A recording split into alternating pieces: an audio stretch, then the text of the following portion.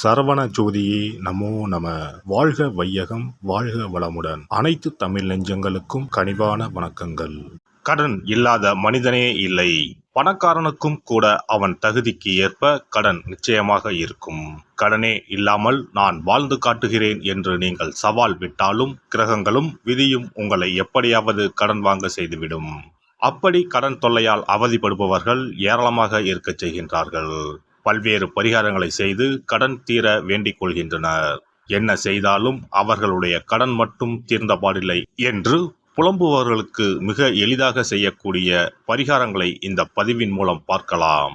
கடன் வாங்காத மனிதர்களே இருக்க முடியாது என்பதுதான் யதார்த்தம். மனிதர்கள் மட்டுமா, எல்லா நாடுகளும் கூட கடன் வாங்குகின்றன. ஆனானப்பட்ட திருப்பதி வெங்கடாஜலபதி சுவாமியே கடன் வாங்கித்தான் கல்யாணம் செய்து கொண்டார். எனவே கடன் வாங்குவது சகஜம். அதை கட்டுப்பாட்டுக்குள் வைத்து வாழ்க்கையை செவ்வனே நடத்த வேண்டும் என்பதே பெரியோர்களின் கட்டளை. பசியோடு கூட உறங்கலாம், கடனோடு உறங்காதே என்பது ஆன்மீகம் காட்டும் அறிவுரை. ஜோதிடத்தில் நமது முன்னோர்கள் மிக முக்கியமான விஷயங்களை சூட்சமான முறையில் சொல்லியிருக்கிறார்கள். ஒவ்வொரு ராசிக்கும் கடன்கள் அடைவதற்காக என்னென்ன செய்ய வேண்டும், எவையெல்லாம் செய்யக்கூடாது, எந்தெந்த கடவுளை வழிபடலாம் என்ற பரிகார முறைகளையும் சொல்லியிருக்கிறார்கள். ஒவ்வொரு ராசிக்கும் 2ஆம் வீடு தனஸ்தானம் என்று அழைக்கப்படுகிறது. இதன் மூலம் ஒருவரின் பொருளாதாரம் சம்பந்தமான விஷயங்களை தெரிந்து கொள்ள முடியும். ஒவ்வொரு ராசியின் 6ஆம் வீடு ரண ருண ரோகஸ்தானம் என்று அழைக்கப்படும். ஒவ்வொருவருடைய மன சம்பந்தமான வலி, உடல் சம்பந்தமான வலி, ஆரோக்கியம், கடன் போன்றவைகளை நாம் 6ஆம் இடத்தின் மூலமாக தெரிந்து கொள்ளலாம். ஒருவருடைய ஜாதகத்தில் 6ஆம் இடத்தில் லக்னத்திற்கு 6ஆம் இடத்தில் எந்த கிரகம் இருந்தால் எந்த மாதிரியான பலன்கள் ஏற்படும் என்பதை பற்றி பார்க்கலாம்.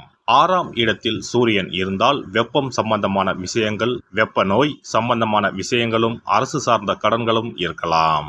சந்திரன் இருந்தால் நீர் சம்பந்தமான பிரச்சனைகளும், சீக்கிரமே அடையக்கூடிய கடனும் இருக்கலாம். செவ்வாய் இருந்தால் இரத்தம் சம்பந்தமான பிரச்சனைகளும், பூமி சம்பந்தமான கடனும் இருக்கலாம். இவர்களுக்கு மருத்துவ செலவுகள் அடிக்கடி ஏற்படும்.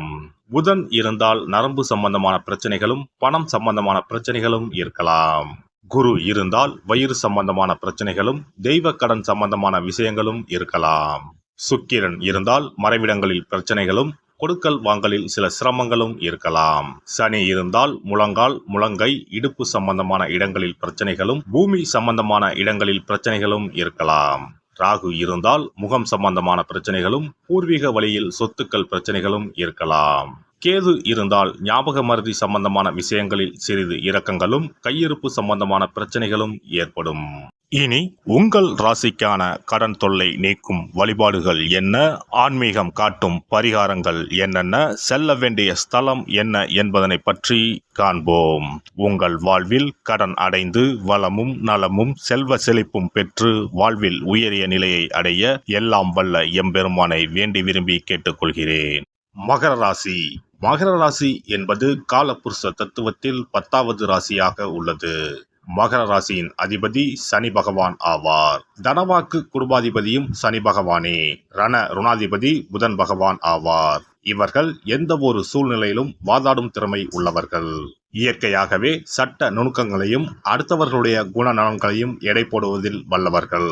வாக்கு ஸ்தானாதிபதியும் ராசிநாதனாக வருவதால் சுயம்புவாக வாழ்க்கையில் முன்னேறுபவர்கள். தன்மான உணர்ச்சி அதிகமாக உடையவர்கள். தொழில் செய்வதை விட வேலைக்கு செல்வதே இவர்களுக்கு நல்லது. ராசி அதிபதியே தனவாக்கு குடும்பஸ்தானாதிபதியும் ஆகிறார். எனவே பொருளாதார நிலை பொறுத்தவரை சிறப்பாகவே இருக்கும். சிக்கனமாக இருப்பார்கள். அனாவசிய ஆடம்பர செலவுகளை செய்ய மாட்டார்கள். குறைந்த வருமானம் வந்தாலும் நிறைவான வாழ்க்கையை ஏற்றுக்கொள்வார்கள். சரராசியில் பிறந்த இவர்களுக்கு சுக லாபாதிபதி செவ்வாய் பகவான் ஆவார். எனவே இரத்தம் சம்பந்தமான உறவுகளுக்கு அதிகமாக செலவு செய்வார்கள். பொருளாதாரத்தில் இவர்களுக்கு சரிவு அவ்வளவாக இருக்காது. வரவும் செலவும் சரியாக இருக்கும். தொழில் செய்வதை விட வேலைக்கு சென்றால் இவர்களுக்கு செல்வம் சேரும். தொழில் ஸ்தானம் வலுத்திருக்கும் பட்சத்தில் தொழிலில் நல்ல லாபம் கிடைக்கும். இவர்கள் வளர்பிறையில் செவ்வாய் வியாழன் ஆகிய நாட்களிலும், தேய்பிறையில் செவ்வாய் வெள்ளி ஆகிய நாட்களிலும் கடன் கொடுப்பது வாங்குவதை தவிர்ப்பது நன்மை தரும். கடன் அடைவதற்கான பரிகாரம்: பெருமாள், முருகன் கோவில் ஆகிய ஸ்தலங்களுக்கு சென்று வணங்கி வருவது நன்மையை தரும். வடக்கு, மேற்கு திசை நோக்கி கடனை அடைப்பது நன்மையை தரும்.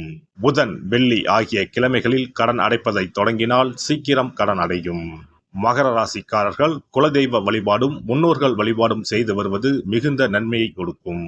வாராகி தேவிக்கு இவர்கள் பூஜை செய்து வணங்கி வருவது கடன்களை அடைப்பதற்கான நல்ல பரிகாரமாக அமைந்திருக்கும். புதன் மற்றும் சுக்கிரன் ஹோரைகளில் இவர்கள் இதை செய்வது நல்ல மாற்றத்தை கொடுக்கும். செல்ல வேண்டிய ஸ்தலம்: திருநீர்மலை அரங்கநாத பெருமாள் கோவிலுக்கு சென்று ரங்கநாத பெருமாளை தரிசித்து வாருங்கள். இத்தலம் சென்னை பல்லாவரத்திலிருந்து 8 கிலோமீட்டர் தொலைவில் மேற்கே உள்ளது. சிறப்பு வழிபாடு: குலதெய்வ வழிபாடு குறைகளை தீர்க்கும். முந்தைய வினைகளின் காரணமாக உண்டான கடன் தொல்லைகளிலிருந்து மீள குலதெய்வ வழிபாடு உங்களுக்கு துணை செய்யும். 3 பௌர்ணமிகள் தொடர்ந்து குலதெய்வ வழிபாடு செய்து வந்தால் கடன் தொல்லை படிப்படியாக குறையும். ஆண்டுக்கு ஒரு முறையாவது கட்டாயம் குலதெய்வ கோவிலுக்கு சென்று வர வேண்டும். குலதெய்வ கோவில் தூரமாக இருப்பவர்கள் அல்லது குலதெய்வமே தெரியாதவர்கள் 5 முக விளக்கு வைத்து நெய்யிட்டு தீபமேற்றி முடிந்த அளவு படையலிட்டு வழிபட வேண்டும். இப்படி 9 பௌர்ணமிகள் வழிபட்டு வந்தால் கட்டாயம் கடன்கள் அடைபடும். அது மட்டுமின்றி வரவேண்டிய கடன் பாக்கி இருந்தாலும் வசூலாகும். சங்கடங்கள் தீர்க்கும் சக்கரத்தாழ்வார் வழிபாடு: சனி மற்றும் புதன் கிழமைகளில் பெருமாள் கோவிலுக்கு சென்று அங்குள்ள சக்கரத்தாழ்வாரை தரிசித்து மனமுருகி வேண்டுங்கள். பிறகு அவரை 12 முறை வலம் வந்து வழிபடுங்கள். துளசி மாலை சாற்றி வேண்டிக் கொள்ளுங்கள். நிச்சயம் கடனால் உண்டான சங்கடங்கள் நீங்கும். கோமாதா வழிபாடு குறைகளை தீர்க்கும். செல்வத்தின் அம்சமான கோமாதாவின் வழிபாடு உங்களை நிச்சயம் காக்கும். காலையில் விழித்ததும் பசுமாட்டை காண்பது தீர்வு கொடுக்கும். மேலும் ஒரு முறையாவது பசுவுக்கு கீரையும் பழமும் கொடுப்பது நல்லது. திருமகள் உரையும் பசுவின் பின்புறத்தை தொட்டு வணங்குவதும் செல்வம் சேர வழி தரும். குளிகை நேரத்தில் வாங்கிய கடனில் ஒரு பங்கை அடையுங்கள். நிச்சயம் முழு கடனும் தீரும். அதுபோல குளிகை நேரத்தில் கடனே வாங்காதீர்கள். அடகு வைத்த நகைகள் வீடு வந்ததும் நன்கு சுத்தம் செய்து மஞ்சள் நீரில் போட்டு பூஜை அறையில் ஒரு நாள் வைத்த பிறகே உபயோகப்படுத்துங்கள்.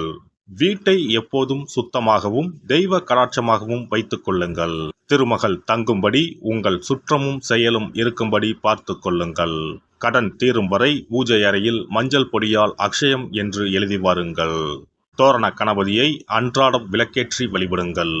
சதுர்த்தி நாட்களில் நைவேத்தியம் சமர்ப்பித்து வழிபடுங்கள். நிச்சயம் கடன் தீரும். ருண விமோசன பைரவர் வழிபாடு கட்டாயமாக உங்களின் எல்லா கடன்களையும் தீர்க்க உதவும்.